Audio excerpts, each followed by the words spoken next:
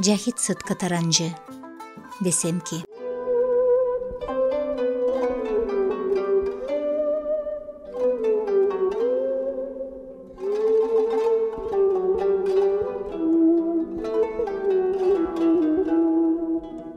Desem ki vakitlerden bir Nisan akşamıdır.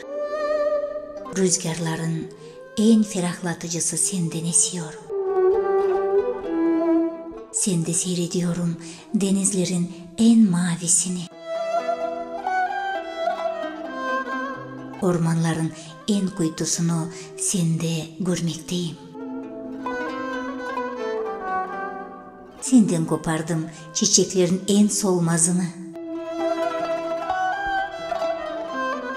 Toprakların en bereketlisini sende sürdüm. Sende tattım yemişlerin cümlesini. Desem ki sen benim için hava kadar lazım, ekmek kadar mübarek, su gibi aziz bir şeysin. Nimettensin, nimettensin. Desem ki inan bana, sevgilim inan. Evimde şenliksin, bahçemde bahar ve soframda en eski şarap. Ben sende yaşıyorum. Sen bende hüküm sürmektesin.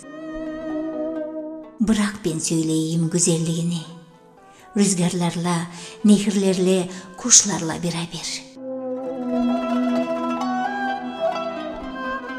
Günlerden sonra bir gün, şayet sesimi fark edemezsen, rüzgarların, nehirlerin, kuşların sesinden, bil ki ölmüşüm.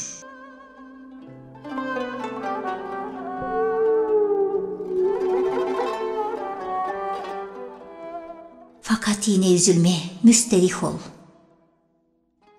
Kabirde böcekleri ezberletirim güzelliğini ve neden sonra tekrar duyduğun gün sesimi gök kubbede. Hatırla ki mahşer günüdür. Ortalığa düşmüşüm. Seni arıyorum.